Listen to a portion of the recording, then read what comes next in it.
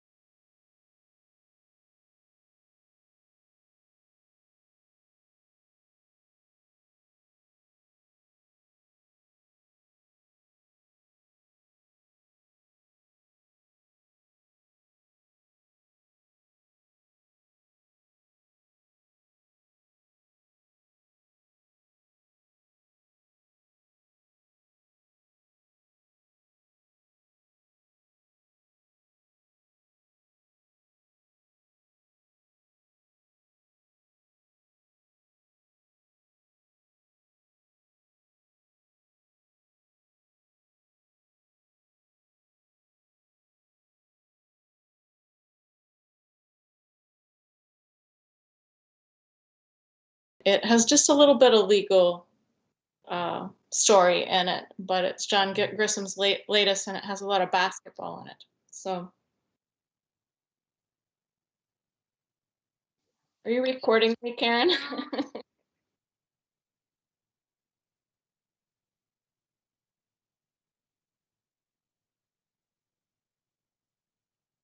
Okay, I'm going to mute myself now. Thank you, Brenda, for sharing that. It's a fun little activity. Well, thanks for the idea, Erin, because otherwise I might have just picked up my book and started reading to you.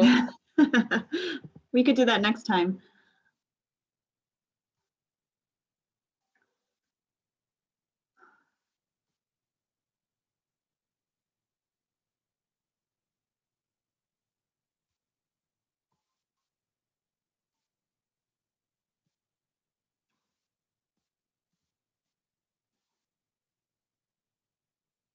Well, I do think we could move forward with some of the informational items.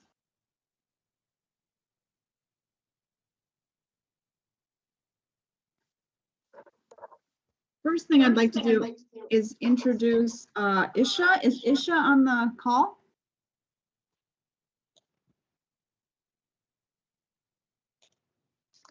I don't see that she is.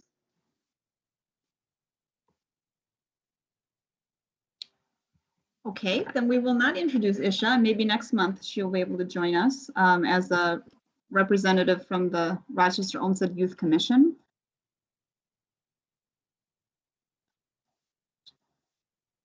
So if we skip ahead, I'll go ahead and read the special note, get us started here. Welcome everyone to our May Rochester Public Library Board meeting. This meeting shall be conducted pursuant to Minnesota Statute 13D.021, and members will appear electronically. All votes shall be taken by roll call, and each member of the board will be able to hear each other. No public comment shall be taken at this meeting, and public access will be restricted to comply with the state health guidance during the pandemic. Comments can be sent to pgurung@rplmn.org and will be shared with the board.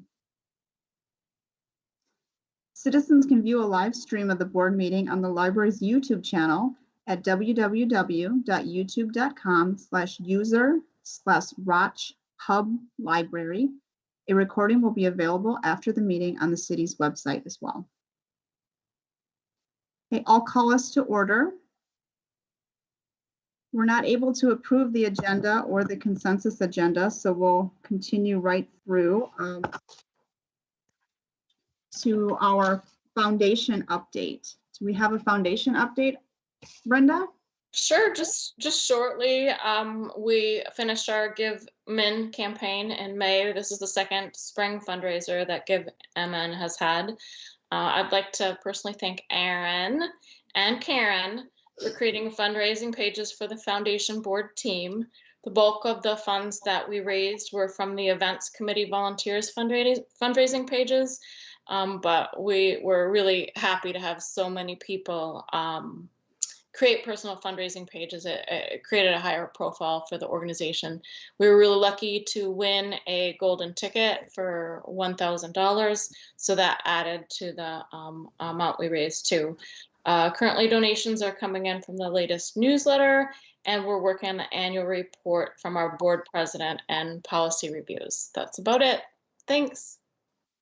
It's exciting. Thank you, Brenda. It's fun to see all the movement and excitement in the foundation. Really appreciate your leadership there. Thank you. We'll move on to the Friends report. Audrey, do you have that? Karen, do you want to give that?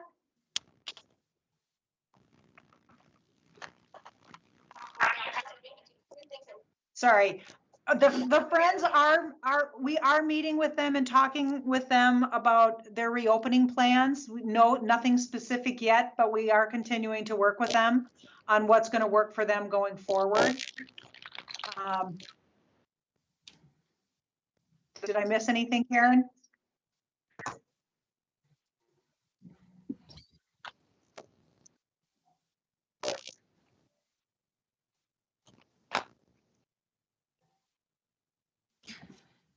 So can you say a little bit more about maybe what those barriers will be?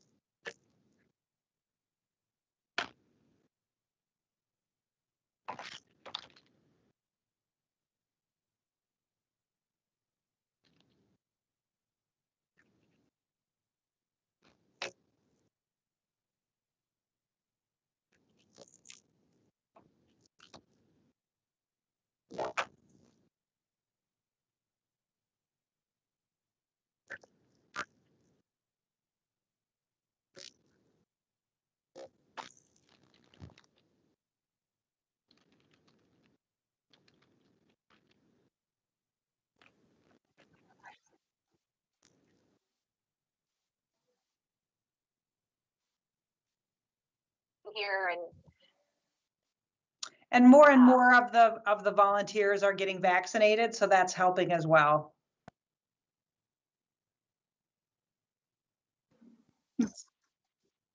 No, it does. Thank you. Sorry, don't mean to put you on the spot. Thanks, Karen. Appreciate it. We'll move on to the CELCO report. Josh is away. Do we have somebody who can step in? Not a lot to report. CELCO is going to be starting a new round for its strategic plan. Great, thank you. Sarah from the Youth Representative Report. Yeah, so nothing much major for Youth Representative Report besides just what's going on, I guess, with youth in Rochester. Just like in every other year, having the end of the year is pretty stressful for a lot of kids with AP tests, finals. Even though the school district this year isn't having traditional finals, a lot of classes still have just a lot of pressure put on kids who are trying to transition back and forth, and whether they're distance learning or in person, it's a tough time for everyone right now. So figuring out the new normal as we end the school year and go into the summer will just be a transition, as it is for most of us involved in the school system and the school year. So I guess that's just kind of what's going on with youth in Rochester.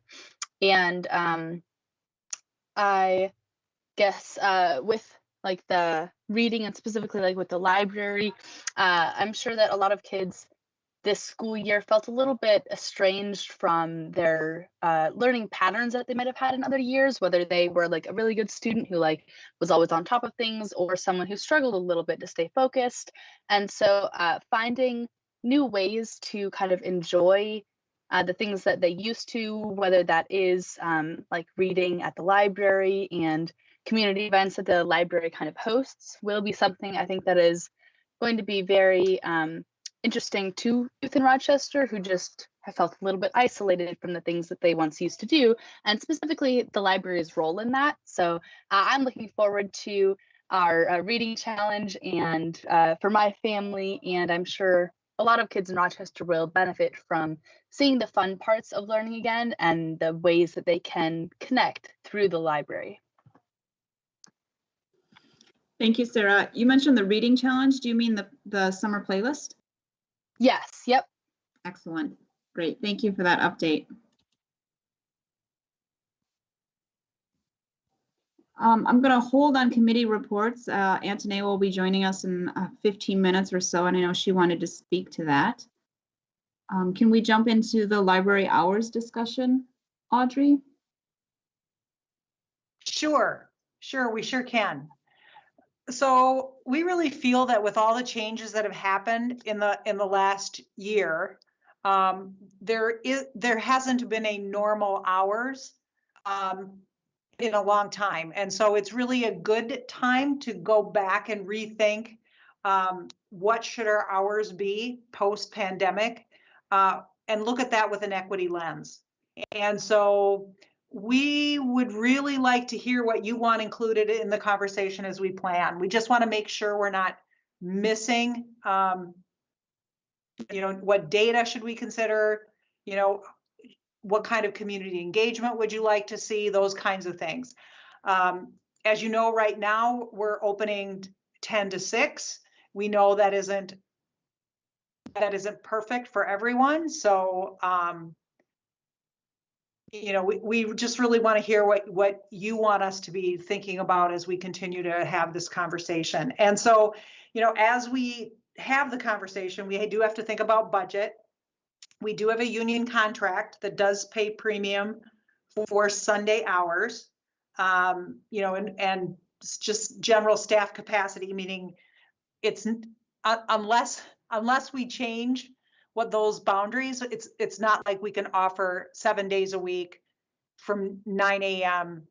to 10 p.m. every single day without that impacting the budget. So in terms of budget and staff capacity. So I'm not saying that's not up for consideration. It just would mean that we would have to have very different conversations around budget.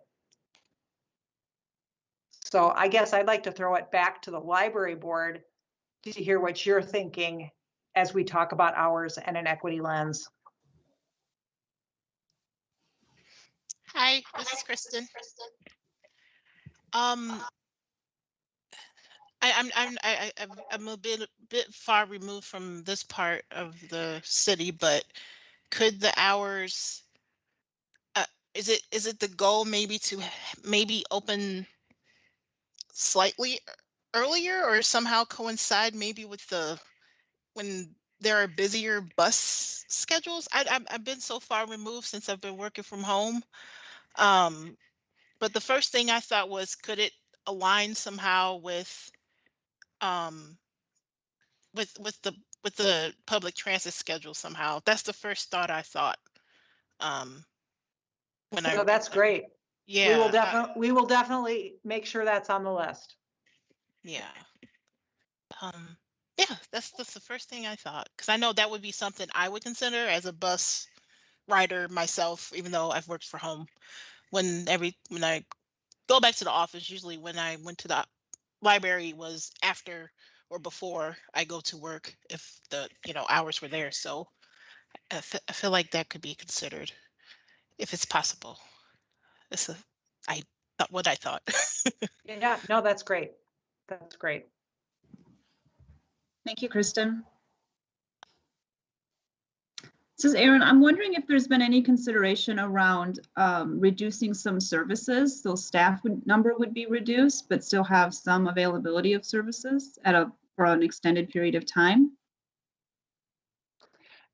So can you talk more about what that means to you? So I guess I'm thinking, I don't have anything specific in mind, but if we offer 10 services in general throughout the day, and then from 10 to 6, and then from 6 to 10, for instance, maybe we drop that down to 5 services or 3 services, thereby requiring less staff. Okay. And I guess one of the questions I have is, how important is consistency of hours across the different days of the week?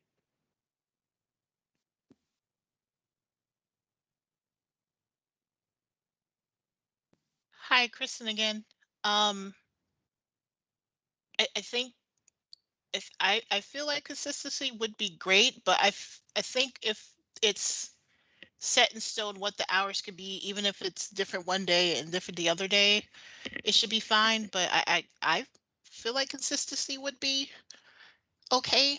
But again, I'm open to other discussions and thoughts about that. But um, I guess that's kind of where I'm leading, me personally.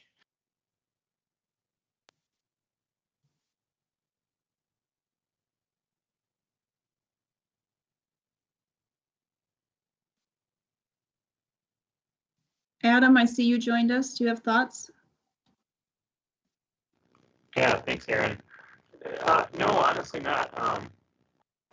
From just my sense and the people that I've heard in the community, is the hours have been good, but I can definitely understand how it's probably not beneficial for all groups. I do think probably, it's sort of been touched on, but maybe a little bit more hours in the evening, perhaps, than earlier in the day would be my only initial thoughts.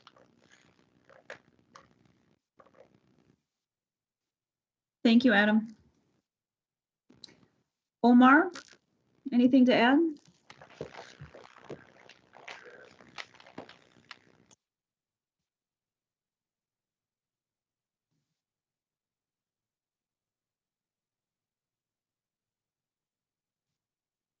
Sarah, do you have thoughts?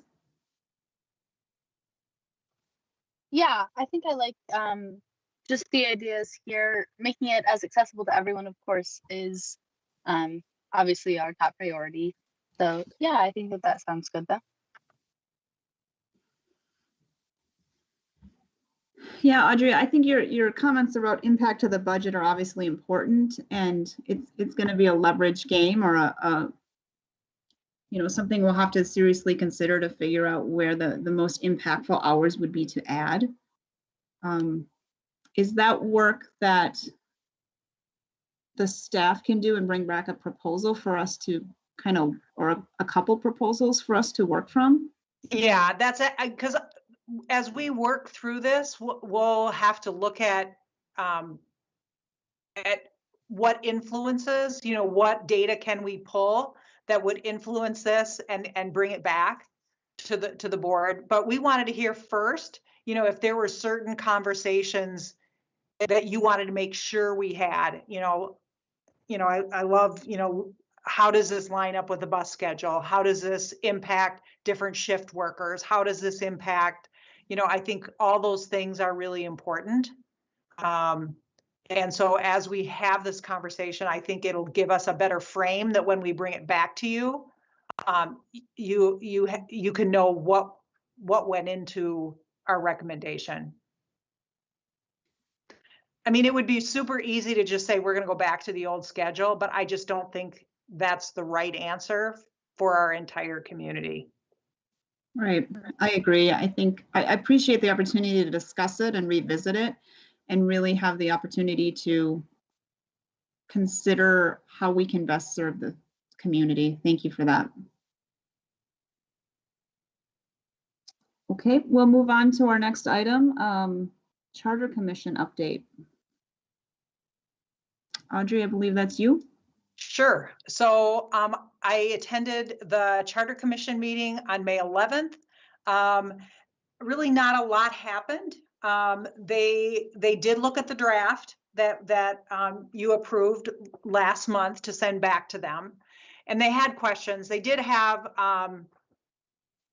because what they asked us to do was to send back to them to update it for current practice and to update some of there was some dated language in there, and that's exactly what we did.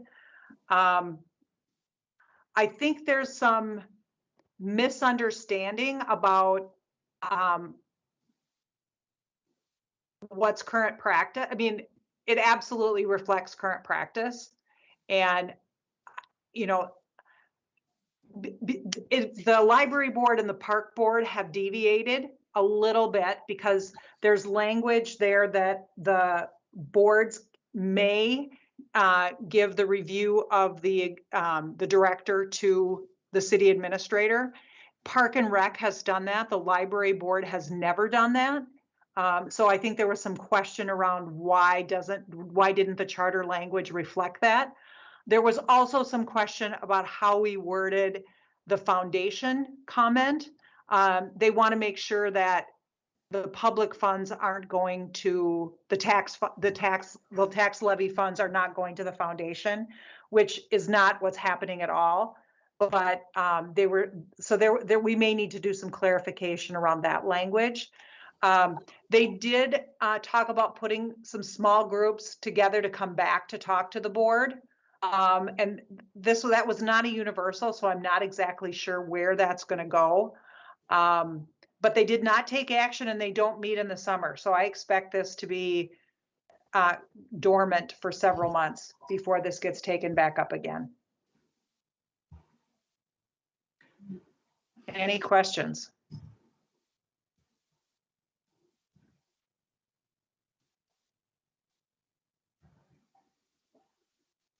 Interesting. All right. Thank you for the update, Audrey. Appreciate that. Next up is our director's informational items. We'll start with the board agenda software. Audrey? I'm going to turn that to Perna. Perna? We can't hear you, Perna. Sorry, I was muted. So basically, as stated on the informational item here, City Clerk's office is working on streamlining the agenda software. So you may be seeing a different process coming together.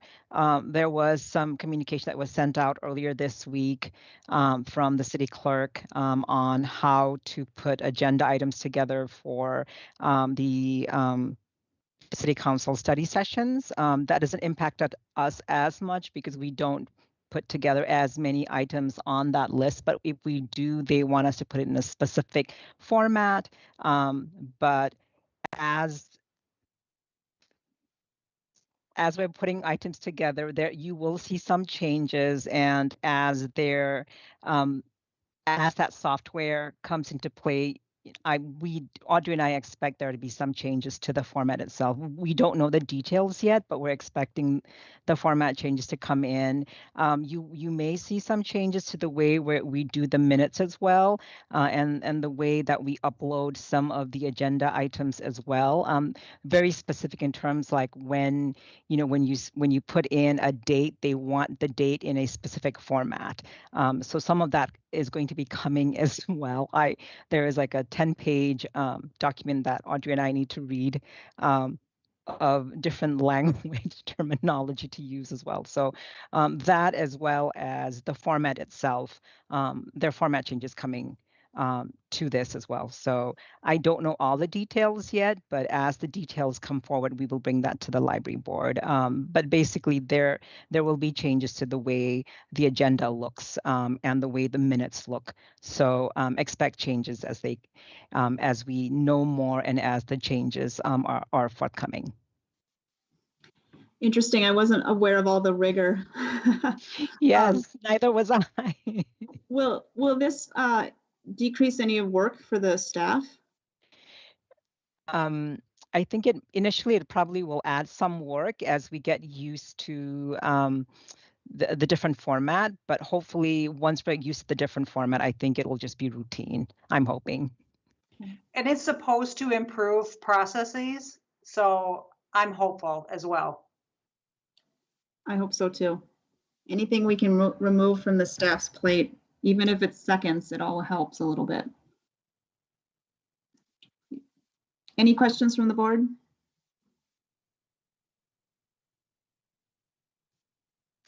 Okay, we'll move on to the library capital improvements budget request. Perna, this is you too? Yes, so basically, aside from what I have in there, it's Scott Ramsey, who is the city's manager, facilities and property administration. He actually will be at the board meeting, July's board meeting. I won't be here in the June's board meeting, so I've invited him to July board meeting. So he will be here to talk about the city's energy district as well. And then I think he probably will talk about the assessment as well. I'm expecting the assessment to the assessment analysis to come. I think he said sometime in June. I don't know exactly when in June, but as part of the assessment, his team did a walkthrough of the building, of the library building, and that was conducted on May. And as part of the walkthrough, one of the things that they also did was they wanted an updated quote for the roof replacement as well as the building controls update. So we submitted a 2022 CIP request for those two projects.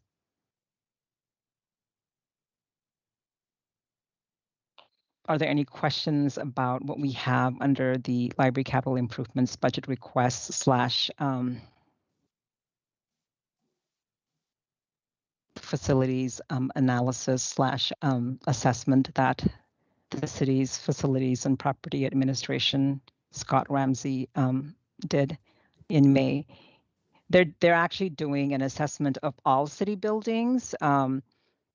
It's something that they're doing in conjunction with, and it's a really good thing because they've never really done something like this for all city buildings. And we've known that we've had issues with our building for multiple years. So it was really good having someone on city staff that you could kind of walk around and show these are the issues that we're dealing with. So we're hopeful that as part of that assessment, they can kind of really pinpoint and see, here's that report, here are some of the things that we're dealing with, and they're probably going to bring it to city council and kind of bring. These are all of the city buildings. These are the issues that these city buildings are dealing with, and in here are all of the, deferred maintenance that has to be done on these city buildings to make sure that they are maintained properly. Will we see that report in June or July, do you think? I think he said the assessment itself will be completed sometime in June, but he is going to be coming to the library board meeting in July. Once that assessment is complete, I can forward that to the library board as well. So, but Scott will be attending the July board meeting. Great. Any other questions for Perna?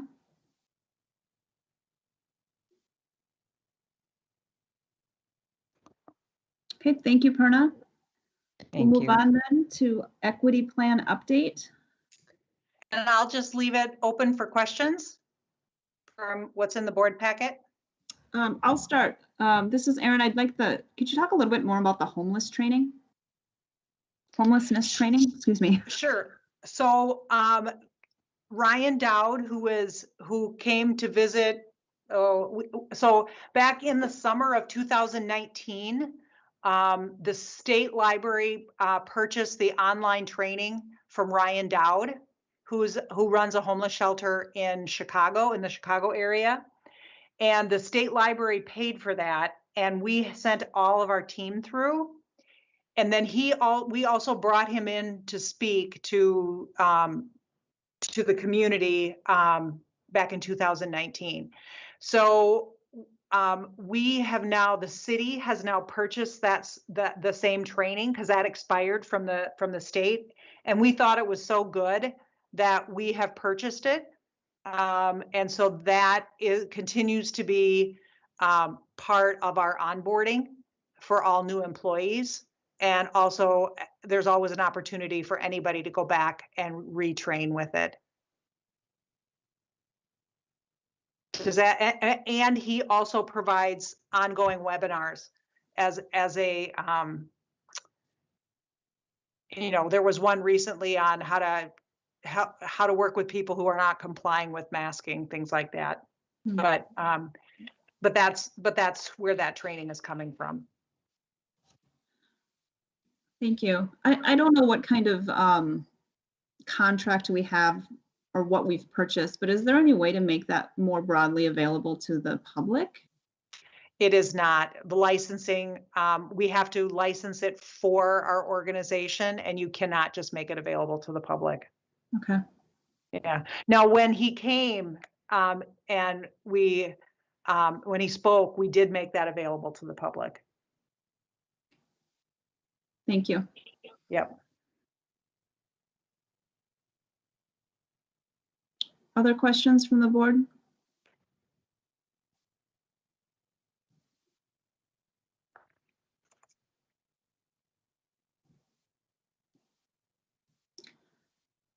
I'll just add kudos again. I think every time we review this, I'm just impressed with the number of, just the absolute number of things that have been accomplished and things in motion, and really taking the plan and making it an actionable entity. So thank you for that. Thank you to the staff for that really great work.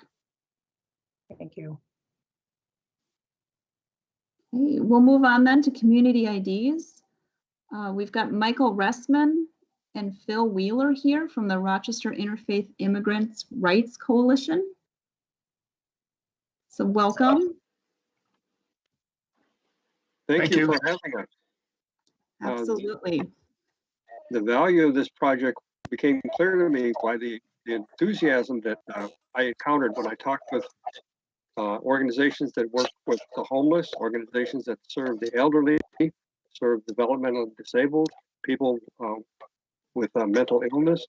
And these organizations were happy to hear that the needs of their clients were being considered, and one of these needs would be addressed with this project. I'm wondering whether you have questions about it.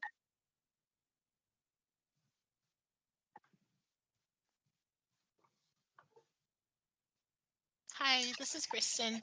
I first just want to say that this is amazing. I really think this is an absolutely wonderful idea. And I'm glad it's being proposed as an option for those that may not be able to get a state ID. So I just wanted to say this is really, really great. I really I really like this idea. And whatever we can do to make sure that this, whatever work we can do to make this happen, I think it's absolutely just let us know. I think this is wonderful. That's my main comment. I really like this idea. So thank you. Yeah, just thank you for coming up with this. And what the only question would be, I know this is in the works, and would the next step just be proposing it to the city council once you get the feedback and everything you need before you make a potential, before you finalize the proposal, I'm guessing? I hope that's not a weird question. we are very unsure about the process. I had heard that there's some on the library board want to see the ordinance that would be written for this, but I don't know which comes first. And we're coming to you as the primary agency for your input, and then I'm going to depend on either the mayor's office or Audrey to determine the next steps.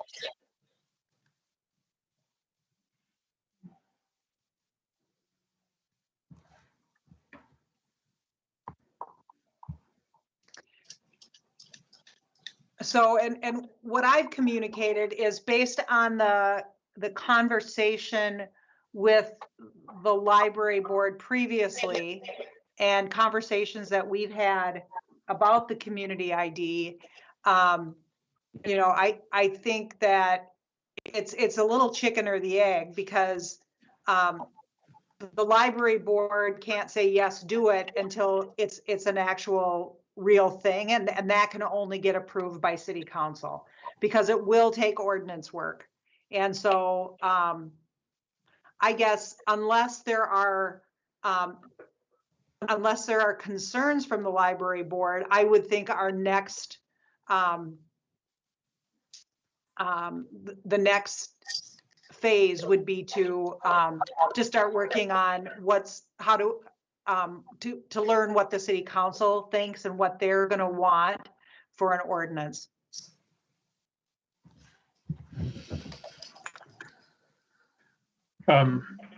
Should we maybe, if the library board is supportive, go to the city attorney's office and see what it would take for them to draft a draft resolution or draft ordinance for the council to consider? So Go ahead. I talked to Jason Luce about it, and he thinks that the next step would be possibly to float it by some city council folks outside of a city council meeting and see what their thoughts are, so that we could incorporate anything that they've got to say into the ordinance. And then I think we can work with someone else in the city attorney's office, like maybe Michael Spindler-Craig, to see if we can get a draft. But I think getting some council people on board might be the next step. Well, we've talked with all but one of the city council members, and they are supportive of the concept. They have not seen this level of detail. Oh, rock on. Yeah. I think then if you've gotten feedback, we can I can talk to Michael and see about a draft. Great. So my understanding is the library board doesn't have a quorum, and you might not need to take a vote anyway, right, Audrey? I agree. You know, the board has been supportive of this, but I think until we see the final ordinance, it would be premature to say, because if there's something in the ordinance, I can't imagine that there will be, but I think it would be important to know exactly what the city council is asking of the library staff. And based on this, neither what I'm hearing, the library board nor library staff really have concerns. Okay. And well, if we can interpret that as the city attorney. I'm sorry, could you repeat that? There was some static. That Phil and I would be happy to meet with the city attorney if that's necessary to move the process along.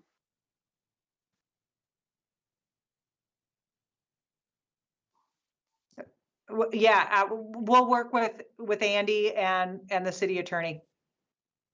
If there are no concerns or questions, we'll keep working on it. So without a formal vote, I'll still say that there's support from the library board. Looking forward to the next steps. Thank you very much for this effort. great. Thank you. Thank you. Okay, Audrey, we'd like to move to the library services update. Things are happening. Sorry, I was muted. Yeah, I totally agree. We're making some changes. So with the call center now being closed on the weekends, we've reworked the schedule, and starting next week, we're going to be open one more day. And that will be Wednesday, and Karen is working on the publicity for that. So that will be moving forward. We're continuing to watch the risk dial, and as it moves to moderate, expect that will raise the capacity and allow people in here for more people in and likely for a longer period of time. So we'll keep watching that. And then the carpet, we're done with the last water leak, so that's all complete. Any questions? Almost 3 years in the process for the carpet, right? No, this was the second water leak. Okay. Okay. The first one was complete during, oh gosh, everything is a jumble. I think by April or May of last year, the work was complete on the other one. This was the second one. So, yeah. So. Excellent. I've been hearing really good feedback from the community about the appointments and being able to be in the library, and I think they will be happy to hear when we can expand further. Yeah. Thank you. Other questions, comments from the board?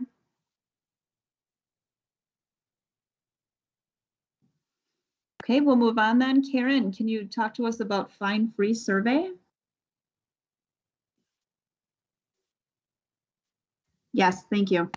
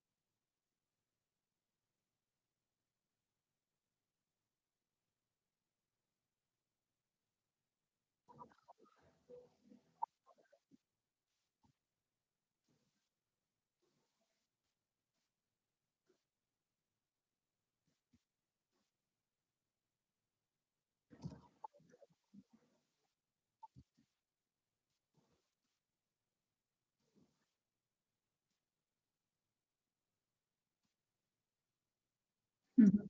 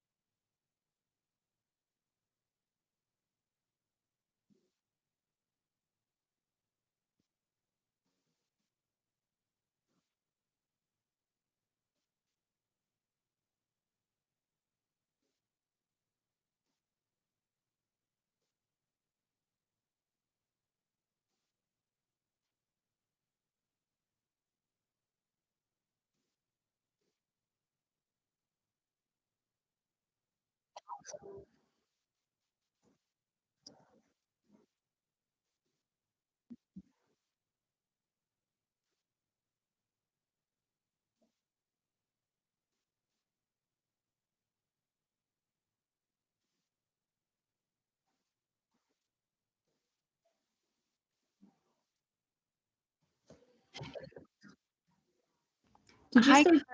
Oh, sorry. Go ahead. Oh, I'm sorry. Karen, can you just reiterate? You said $52,000 was donated. Oh, there it is. Sorry, it was hiding in behind my bar on the Teams slide here. Thank you. Sorry, I answered my own question. That's amazing, by the way, and it really speaks to the support of the community. Hi, Karen. First off, I want to say that I absolutely love this update and I really appreciate you guys breaking it down by zip code. I think being able to understand how this contributes to equity across our community is really, really impactful. Have we shared this with the post bulletin? Is it possible for them to report? Okay. Well, I'm hoping that we will share this. I really think this would be helpful for the community to understand what we're doing and why.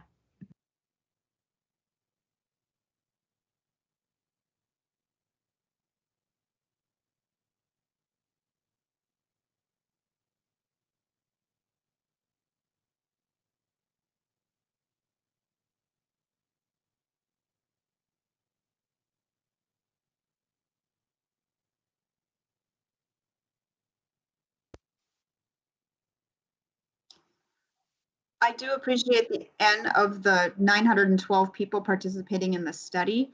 How was the study distributed, the survey?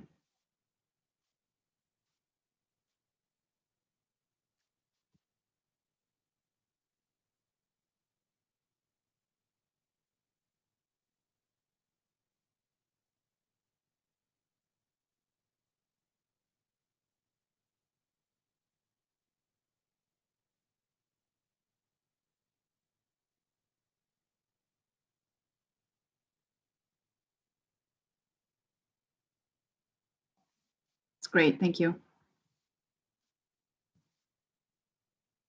Other questions from the board?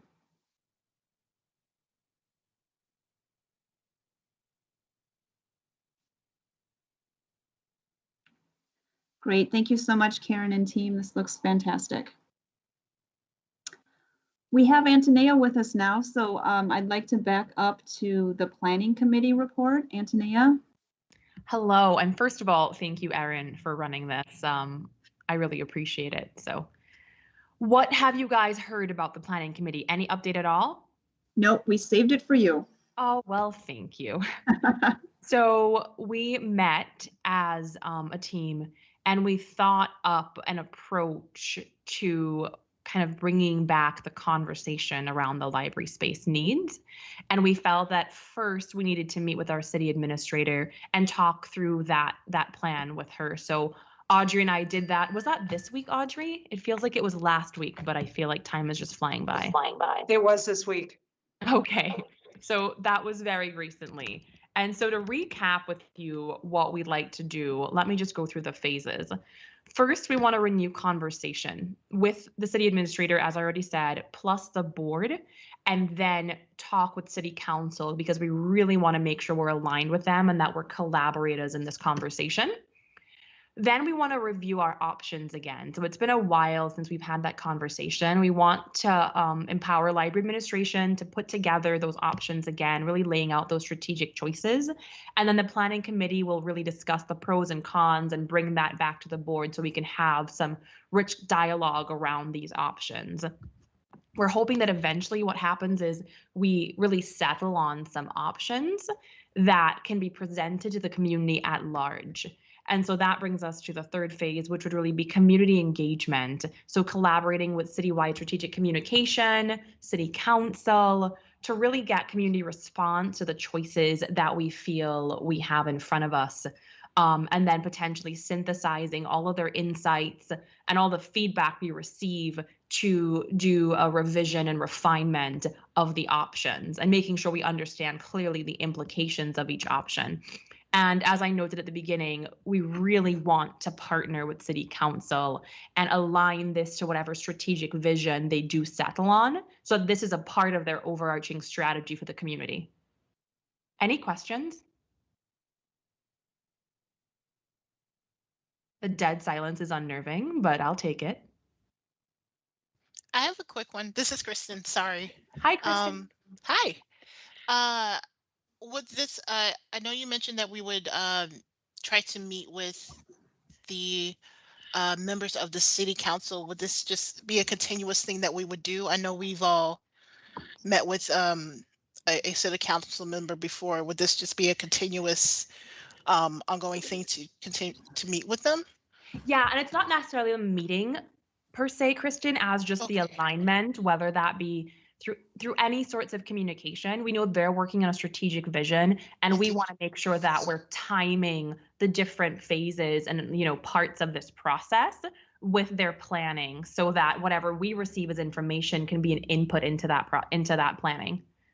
So it's really just staying aligned with them and bringing them into this process of community engagement and such. Of course. So Thank you for there'll be a few clarifying. meetings, Kristen, but I can't say for sure yet. Okay. Awesome. Thank you so much. I know I asked a lot of questions, but I just like to know. We welcome questions. This is what it's all about. So thank you.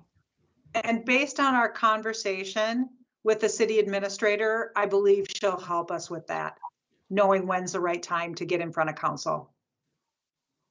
Is that fair, Antonia? Yep, I would say that it seemed to be, you know, an endorsement of this plan, and we seem to have her support as we go down this path. But as they work, because they're in the process of, they've got 4 strategic priorities, right? Or not, I don't know, I'm not using the right language, but they're going to meet again in June as they work on their strategic plan. So we need to make sure we're really tied into that, because that will be absolutely critical. And there is one there in the current draft. There's definitely a place where we align.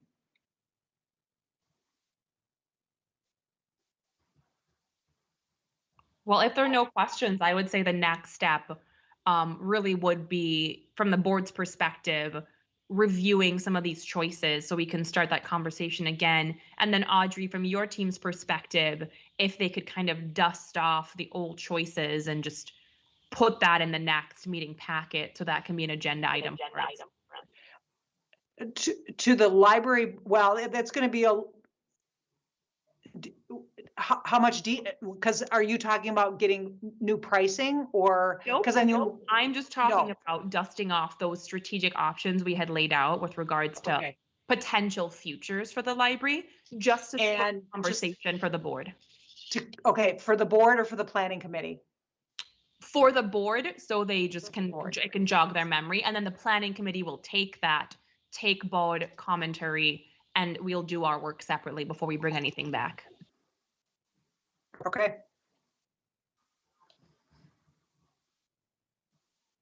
Great, thank you, Antonia.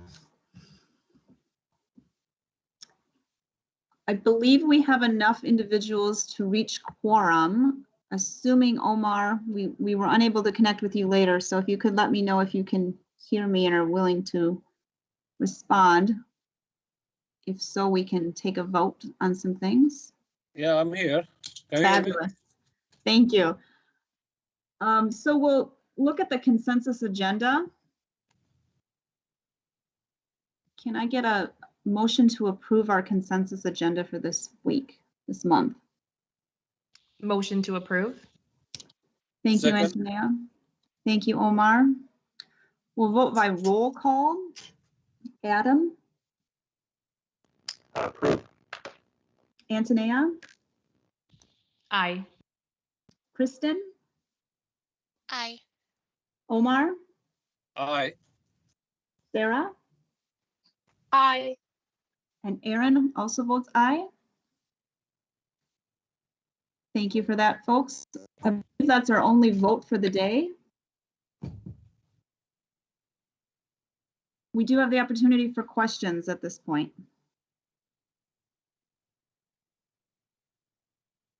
Any questions from the board?